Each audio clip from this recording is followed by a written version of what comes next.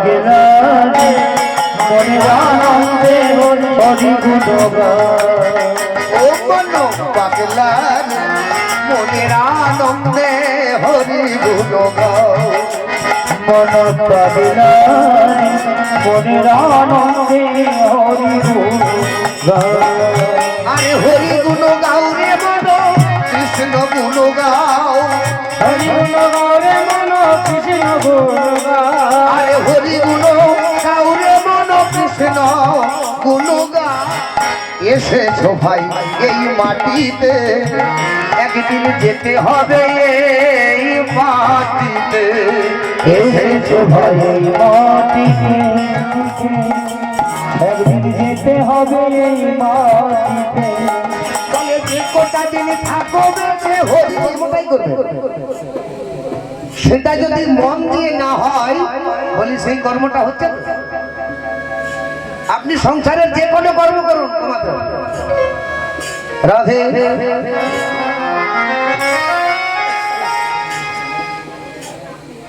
এবার আপনারা বলবেন ভাই আমরা সন্ধ্যা সকাল হরিনাম করছি, কৃষ্ণ নাম করছি, তুলসী মঞ্চে পরিক্রমা করছি, কিন্তু ভক্তগণ ওই কারো তাড়নায় পড়ে করছে নাকি আপনার মন চেয়েছে আপনি হারিয়ে যাচ্ছেন? কোনটা?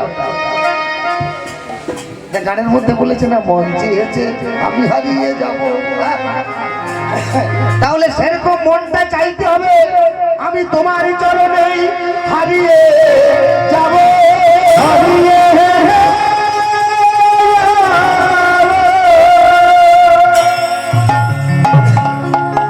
রাধে। মন চাইতে হবে যে আমি গোবিন্দ চরণ পূজা করব, ভগবানের চরণে চন্দন তুলসী লেপন করব। এটা মনের মধ্যে ইচ্ছা জাগতে হবে, নইলে চোখের বাসনা জেগেছে ও দেখে করছে তো আমিও দেখে করবো, তাই না? তবে হবে এইরকম করতে করতেই একদিন হয়ে যাবে, অভ্যাস হয়ে যাবে। কিন্তু ভক্তগণ মহাজন বলেছেন যেই কর্মটাই করো না কেন সেটা মন দিয়ে করো। কিন্তু ভক্তগণ মন দেওয়া মানে এত সহজ নয়। মন দেওয়া মানে 10টা ইন্দ্রিয়কে ভগবানের চরণে অর্পণ করতে হবে। মন হলো 10টা ইন্দ্রিয়ের রাজা, কর্মেন্দ্রিয় 5টা আর জ্ঞানেন্দ্রিয় 5টা। যেমন চক্ষু, কর্ণ, নাসিকা, জিহ্বা, ত্বক, বাক, পানি, বায়ু, পাদ, উপস্থ, এই যে 10টি ইন্দ্রিয়, এই 10টি ইন্দ্রিয়ের রাজা হলো মন। চক্ষু, কর্ণ, নাসিকা, জিহ্বা সব দিয়েছো, কিন্তু মন যদি না দেওয়া হয় তাহলে কিছুই দেওয়া হয় না। তাই মহাজন বললেন মনটা দিতে হবে।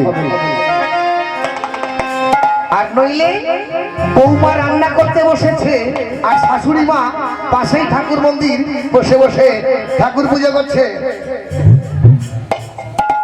বৌমা হাতে কিন্তু চন্দন তুলসী, এটা গোবিন্দ চরণে দেবে। আর ওইদিকে বৌমাকে বলছে বৌমা একটু একটু কড়াই তেল দেবে, কিন্তু বেশি দিও না, একটু অল্প দিও। মানে ঠাকুর পুজো করতে করতে এটা বলছে। আপনি পুজোতে বসেছেন, আপনার ছেলে এসে বললো মা আমাকে 5টা টাকা দাও, আমি স্কুলে যাব। আপনার হাতে কিন্তু চন্দন তুলসী। বলুন তো গোবিন্দ চরণের দিতে গেলে এমন সময় ছেলেটা দেখে ফেললো। বলুন এখন মন কোথায়? না যেখানে আঁচলে পয়সাটা বাঁধা আছে ওইখানে মনটা চলে গেল। বেটা আমার আঁচলে 5 টাকা বাঁধা আছে, ওটা নিয়ে চলে যা। তাহলে মন চলে গেল ওইখানে। এই সমস্ত মনটাই গোবিন্দ চরণে দিতে হবে। সুখ পাওয়া এত সস্তা। সুখ দন্তস্বরে হর্ষ, সু মানে ভালো আর খ মানে আকাশ।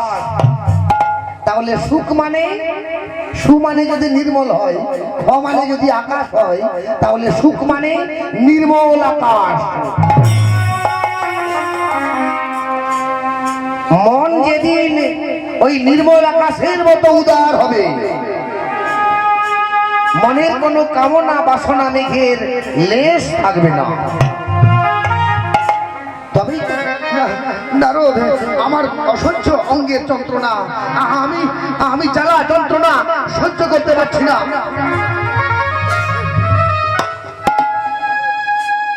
ভক্তগণ, আপনাকে অভিশাপ দিতে হবে না। আপনি যদি মনের মধ্যে কোনো ফল বা কপটতা নিয়ে কর্ম করে থাকেন, ওই ফল আর কপটতাটাই আপনার মধ্যে প্রকাশ পাবে। হরি বল। আর সেটাই হয়ে গেল, ফল আর কপটতা নিয়ে সাধুকে দূর করে ফেলে দিলেন।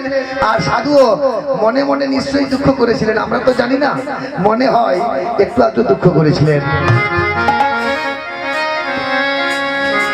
সাধু বাবা বলতে চাইছে, সেই গোবিন্দের বাউল ভাই রেখে রাখিতে পারে না, রাখিতে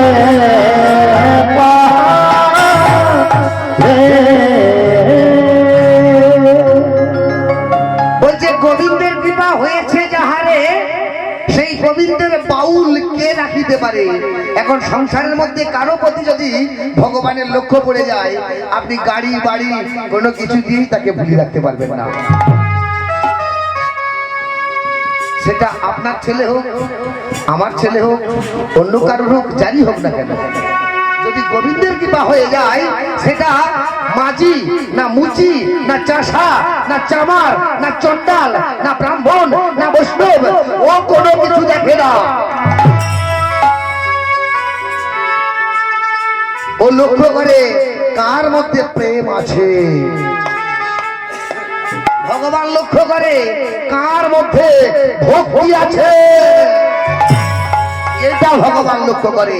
আর কি লক্ষ্য করে না, কার মধ্যে ভাব আছে, ভাব। ভগবান কি গ্রহণ করেন, এগুলো যেগুলো দিলেন এখন ভগবান গ্রহণ করেন। শাস্ত্র বলেছে, ভক্তের ভাবগ্রাহী জনার্দনম। ভগবান দর্শন করেন ভক্তের ভাব। তাই তো শাস্ত্রে বলা হয়েছে ভাবগ্রাহী জনার্দনম। তিনি কেবল ভাবটি গ্রহণ করেন। তাই নারদকে ডাকছে, নারদ আমার অঙ্গের অসহ্য জ্বালা যন্ত্রণা। নারদ বলে, দেখি একটু চোখটা বন্ধ করে। ও বাবা, রাজা বাবু, এ তো বড় অপরাধ। অপরাধ মানে আমি কি এমন অপরাধ করেছি? বলে, রাজা বাবু, ওই যে প্রাতঃ ভ্রমণে গিয়ে একজন মুনিবরকে দূর দূর করে ওই জায়গা থেকে, মানে ওই স্থান থেকে টানতে টানতে নিয়ে গিয়ে অন্য স্থানে ফেলে দিয়ে এসেছিলেন।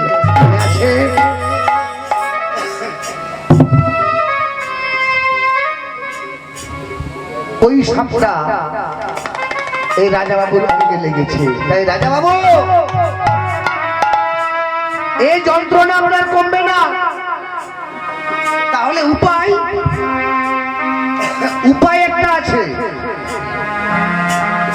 তো ডাক্তারখানা যেতে হবে। বলে, যত ডাক্তার আছে সব ছেড়ে দিয়েছি, আর যত বৈদ্য আছে সব দেখিয়ে দিয়েছি, যত ওঝা আছে সবকে দিয়ে ছাড়িয়েছি, কোনোটাই ঠিক হয় না।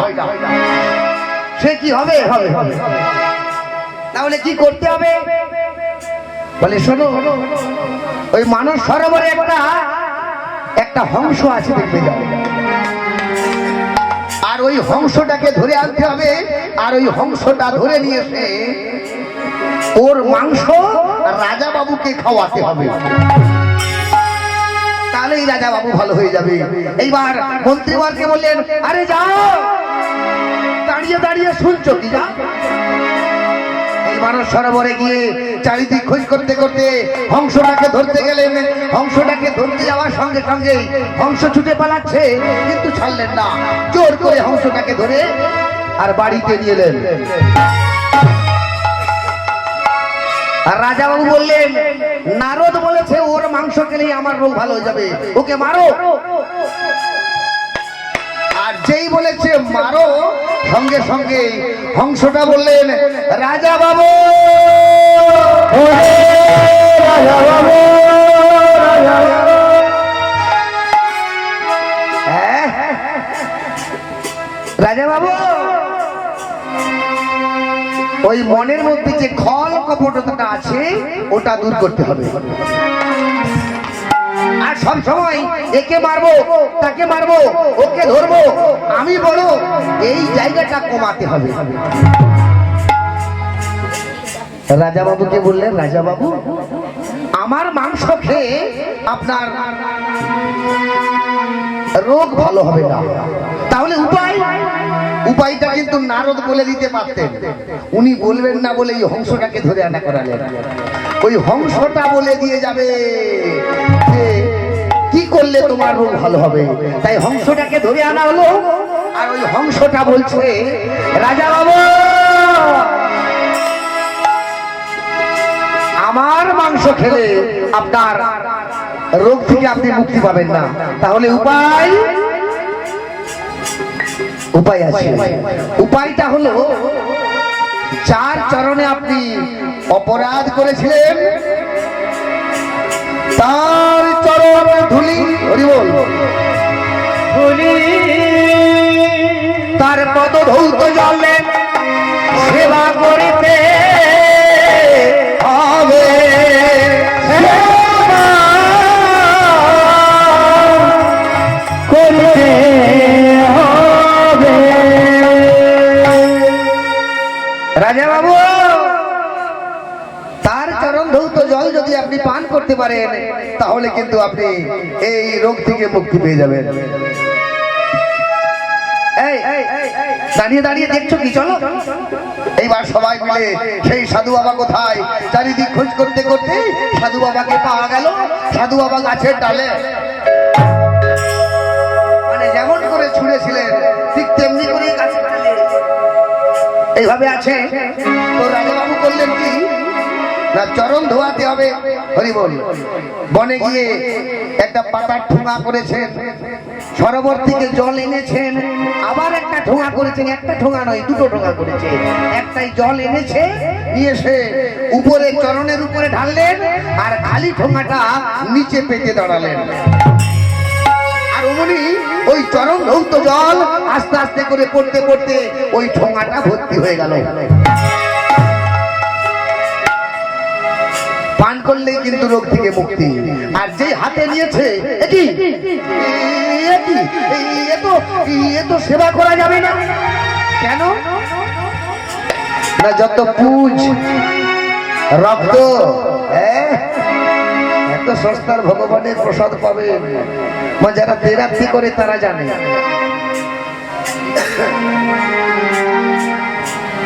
যারা ঠাকুরের কাছে 3 দিন না খেয়ে না দিয়ে পড়ে থাকে, ঠাকুর তাদেরকে জানিয়ে দেয়, যা বাবা ওইখানে ওষুধটা আছে, নিয়ে খেয়ে নিবি যা। আর যখন ওষুধটা আনতে গেলেন, ওষুধটা আনতে গিয়ে দেখলেন একটা ছোট ব্যাগ। আর খাবেন পচা ব্যাং যদি আপনি দেখতে পেয়ে যান আর খাবেন, কিন্তু ওটা যদি ভক্তি করে আপনি পান করতে পারেন, হরি বল, সমস্ত রোগ থেকে আপনি মুক্তি পেয়ে যাবে,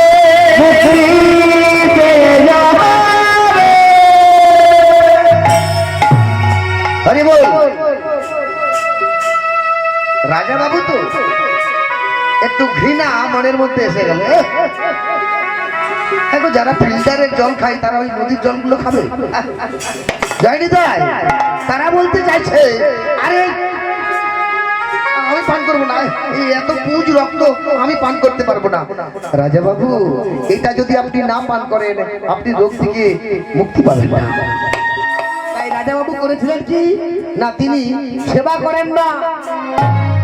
কি করেছিলেন মানে না মুখে নিয়ে, মানে বদনে না নিয়ে ওই পদধৌত জলটা, হরি বল, বস্ত্রকে নিয়ে নিয়েছিল,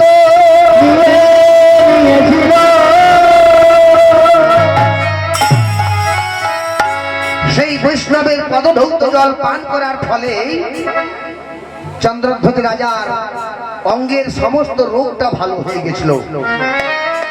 কিন্তু ওই যে মনের মধ্যে খল প্রবৃত্তি ছিল, যাও ওকে দূর করে ফেলে দাও। এই যে খলের জন্য তাকে খলকুলেই যেতে হয়েছিল।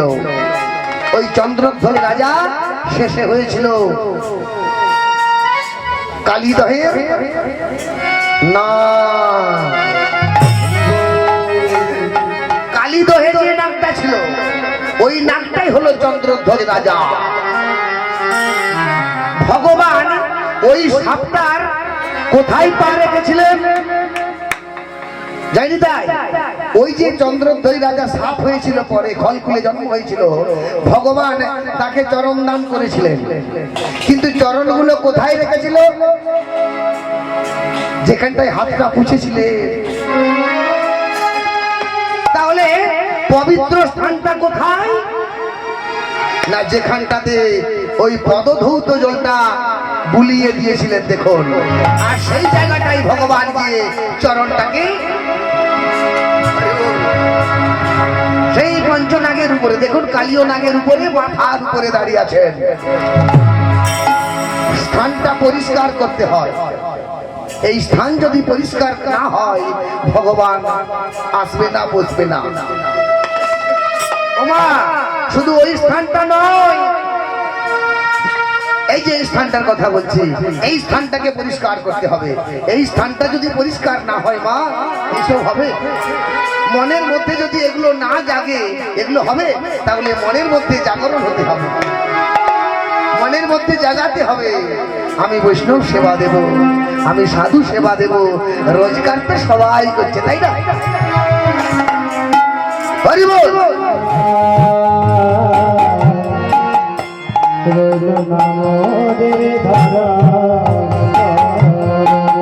আরে যশোদা তোর গোপালের গায় রইল না মোদের ঘর।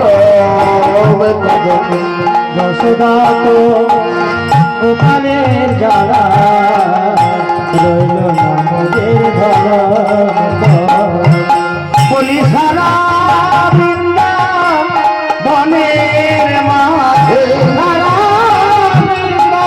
বনের মাঝে, মানুষ সারা বৃন্দা বনের মাঝে, মানুষ সারা বৃন্দা বনের মাঝে। দেখি নাই তোর গোপালের মতো, গোপালের জ্বালা মোদের যশোদা তোরে গোপালের জ্বালায় রইল না মোদের ঘর। গোপালের জ্বালা রইল না মোদের ঘর। গোপালের জ্বালায় রইল না মোদের ঘর। মাগো লবণ ধেন যার ঘরে, তার ছেলে কেমন ননি চুরি করে। লবণ ধেন যার ঘরে, তার ছেলে কিনা চুরি করে। নবলক্ষ ধেন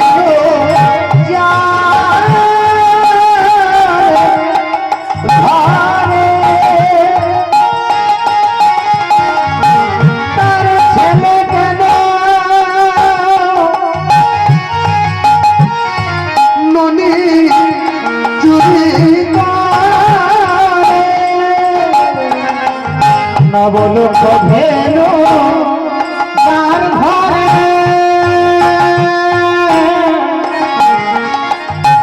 তার ছেলে কিনা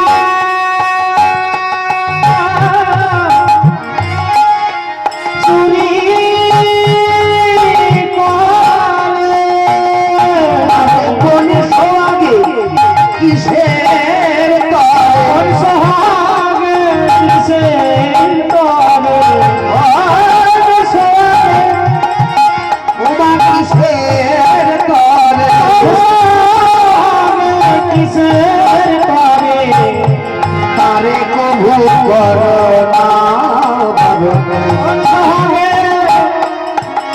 সরকারে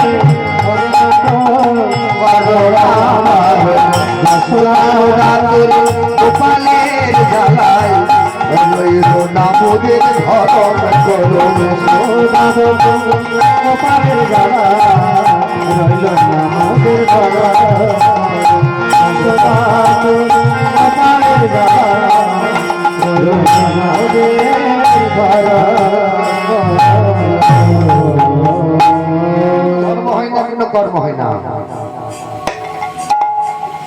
ভক্তগণ মায়েরা সব সহ্য করতে পারে জানে কিন্তু ছেলের যদি কেউ খাবার খোটা দিয়ে দেয় আর কোনো মা সহ্য করতে পারে না কি বললি তোরা আমার ছেলে তোদের ঘরে চুরি করতে গেছিল মিথ্যা কথা তোরা তো জানিস যাদের ঘরে নবলক্ষ ধেনু আছে যাদের ঘরে এত নবনী তৈরি হয় বলি তাদের ছেলেরা কোনোদিন চুরি করতে যায় কি করে বললি তোরা আমার ছেলে তোদের ঘরে চুরি করতে গেছিল আমি মানবো না ওমা মানবে না তবে একটা কথা শুনে রাখো যতটা রটে তার কিছুটাও বটে তাই তো ওমা তুমি তো বিশ্বাস করলে না তোমার ছেলে চুরি করছে দেখবে চলো আমরা ঘরের মধ্যে তাকে আবদ্ধ করে রেখে এসেছি কি বললি আমার ছেলেকে তোরা আবদ্ধ করেছিস কোথায় বলে কেন আমাদের বাড়িতে নবনী চুরি করতে ঢুকেছিল আমরা সঙ্গে সঙ্গে দরজায় শিকল লাগিয়ে দিয়ে তোমাকে ডাকতে এসেছি দেখবে চলো মা বললেন আমার ছেলেটাকে তোরা কষ্ট দিচ্ছিস আমি যাব বল আমার ছেলে কোথায় বলে কেন আমাদের বাড়িতে মা তাড়াতাড়ি করে ছুটে গেলেন গোপাল কোথায় বল আমার গোপাল কোথায় বলে কেন গোপাল এই বাড়ির ভেতরে আছে দরজা খোলো আর আস্তে আস্তে করে যেই দরজাটি খুলেছে কি দেখছে গাঁথা আছে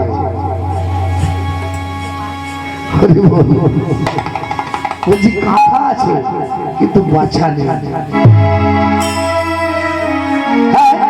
বলি ছেলেটাকে তো আমরা এই বাড়ির মধ্যে দেখলাম তাকে শিকল দিলাম বাড়ির মধ্যে রেখে দিয়ে মাকে ডাকতে গেলাম কিন্তু এসে দেখছি কাঁথা আছে বাছা নেই কি ব্যাপার ভক্তগণ মা বললেন কি রে তোরা আমার গোপালকে ধরেছিস বলে হ্যাঁ মা এই তো বাড়ির মধ্যে ছিল বলে গেল কোথায় বলে কই আর তো দেখতে পাচ্ছি না বল তাহলে বল তোরা ধরতে পারিস না আমার ছেলেকে তোরা ধরতে পারিস না আমার ছেলেটাই চোর আমি বুঝলাম আমার ছেলে তোদের ঘরে চুরি করেছে কিন্তু ওই পাখিটা তোর ঘরে কেমন করে এলো আর কেমন করে গেল তুই জানতে পারলি না আইরে খাঁচার ভেতর অচিনে পাখি কেমনে আসে যায় ভাই খাঁচার ভেতর অচিনে পাখি কেমনে আসে যায় ভাইরে খাঁচার ভেতর অচিনে পাখি কেমনে আসে যায় ভাই খাঁচার ভেতর অচিনে পাখি কেমনে আসে যায় তারে ধরতে তারে ধরতে পারলে মনোবেরি ধরে ধরতে পারলে মনোবেরি আমি দিতাম পাখির কেমনে আসে যায় ধরতে পারলে মনোবেরি ধরতে পারলে মনোবেরি পিতা পাখির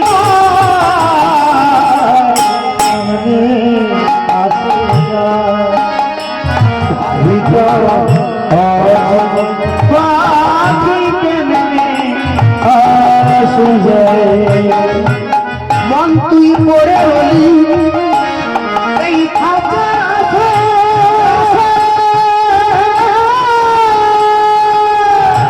খাঁচা যে তোর তৈরি কাঁচা বাসে।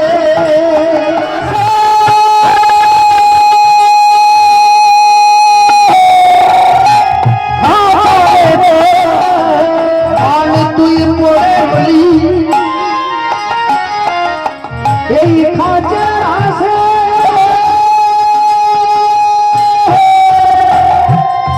আমার খাঁচা যে তোর তৈরি কাঁচা বাসে। ওরে নলি খাঁচার আশা।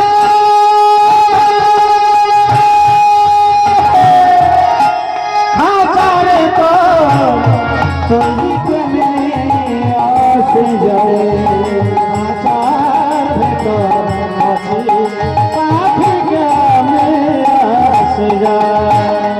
আবার আটি কুটুরি নয় দরজায় আটা।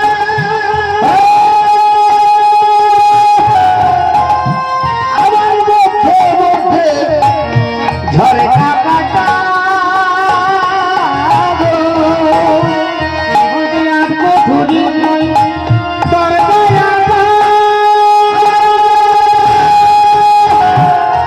আর মধ্যে মধ্যে জলসা কাটাবো।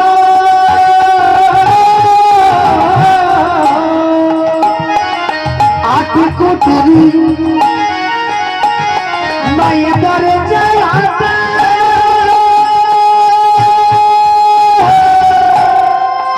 আমার মধ্যে মধ্যে ঝরে কাটা। আটকে ধরি নাই দরজায় আটা। আর মধ্যে মধ্যে ঝলসা কাটাবো। আর তার উপরে সতর্কতা। তার উপরে সতর্কতা। আর তার উপরে সতর্কতা। তার উপরে সতর্কতা। আয়না মোহন অচিনে পাখি কেমনে আসতে যায়। ভাইরে খাঁচার পাখি কেমনে আসে যায়। কানে ধরিতে গেলে কোনো বেরি ধরতে বলে কোনো বেরি। আমি দিতাম পাখির পায় কেমনে আসে যায়। ভাইরে খাঁচার ভেতর চিনে পাখি কেমনে আসে যায়। খাঁচার ভেতর পাখি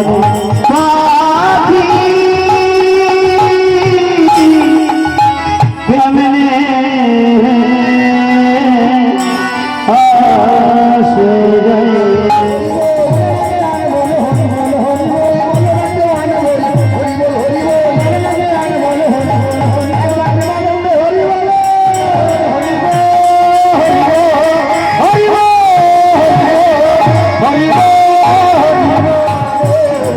কৃষ্ণ নামে রস প্রিয়া করো। রাধে রাধে জপা করো। কৃষ্ণ নামে রস প্রিয়া করো। রাধে রাধে জপা করো। কৃষ্ণ নামে রস প্রিয়া করো। রাধে রাধে জপা করো। কৃষ্ণ নামে রস প্রিয়া করো। রাধে রাধে রাধে রাধে জপা করো। কৃষ্ণ নামে রস প্রিয়া করো। রাধে রাধে জপা করো। কৃষ্ণ নামে রস প্রিয়া করো। রাধে রাধে জপা করো। কৃষ্ণ নামে রস প্রিয়া করো। রাধে রাধে জপা আরে হরি বলে। রাধে রাধে রাধে রাধে জপা করো। কৃষ্ণ নামে রস প্রিয়া করো। রাধে রাধে জপা করো। কৃষ্ণ নামে রস প্রিয়া করো। রাধে রাধে জপা করো। কৃষ্ণ নামে রস প্রিয়া করো।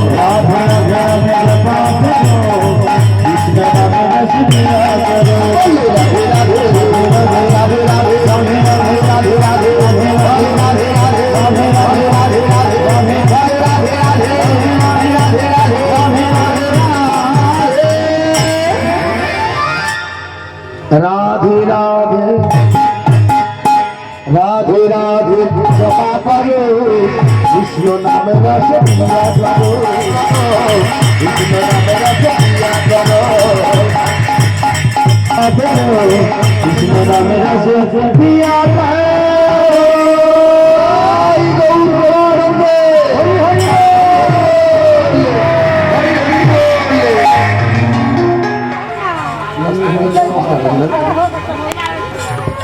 হরি হরি হরে কৃষ্ণ কৃষ্ণ কৃষ্ণ হরে হরে হরে রাম রাম রাম হরে হরে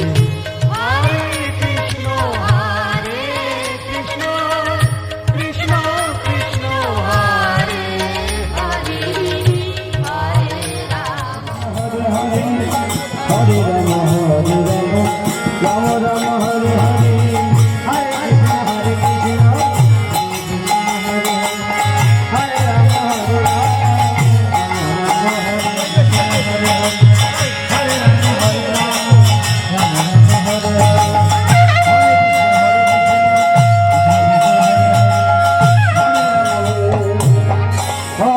हरे कृष्ण हरे राम हरे कृष्ण कृष्ण हरे हरे हरे राम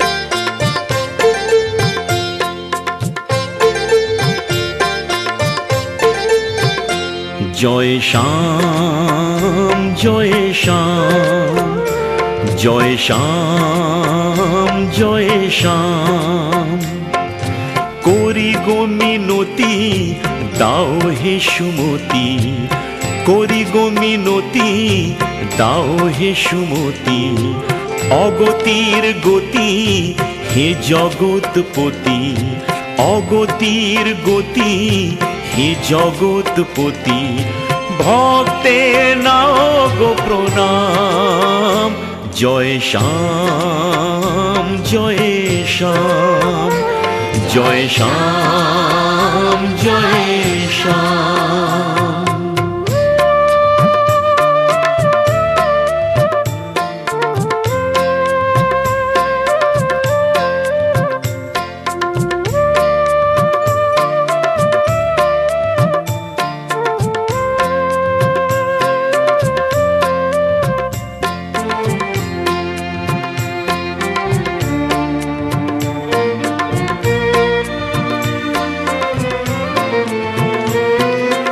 অনাচারে যায় ভোরে ধরা যখন সৃষ্টি রক্ষা করো আসিয়া তখন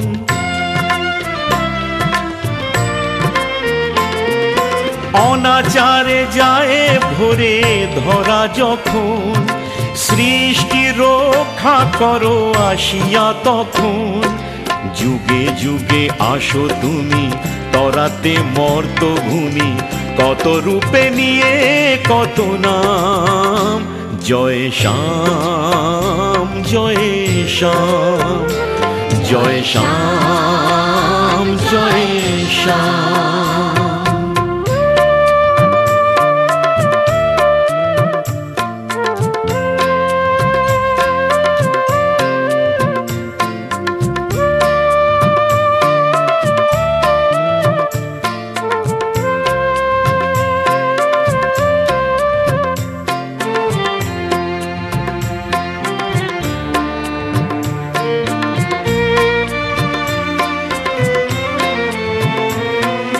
প্রেমের ঠাকুর তুমি হে মধুসূদন মুরলীর মধু সুরে মজালে ভুবন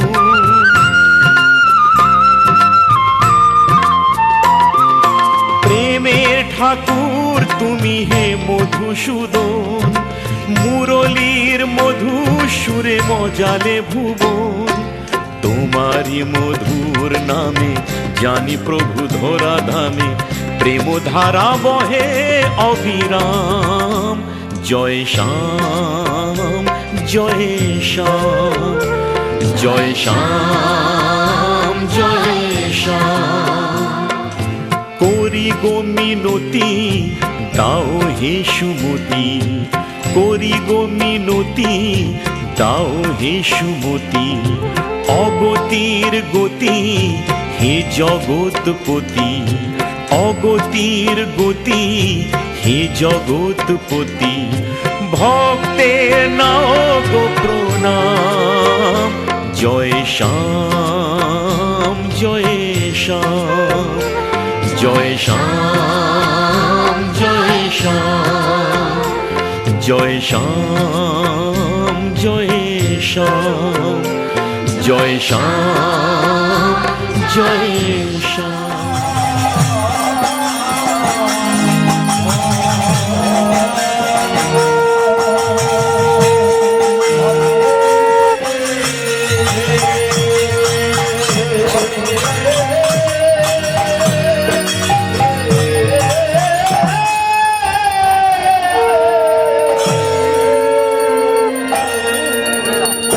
হরে হরে হরে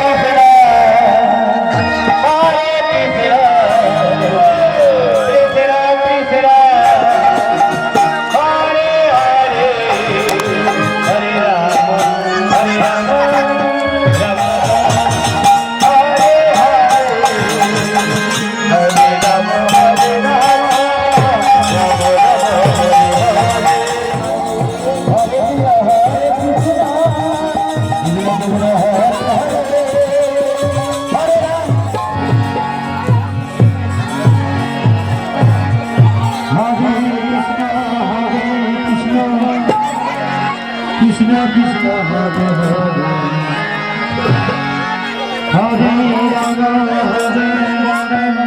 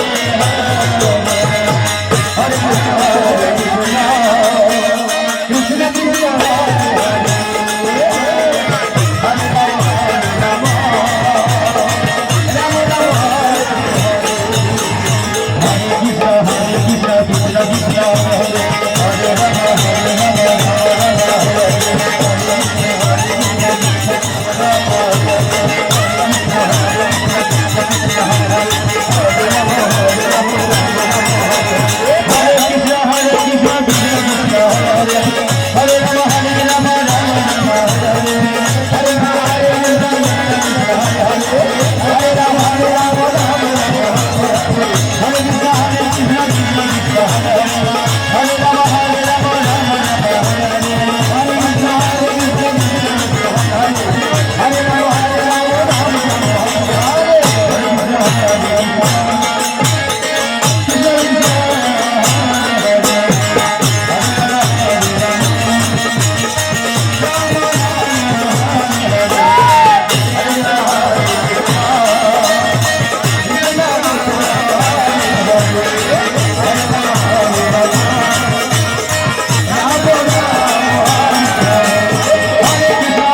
Krishna Krishna,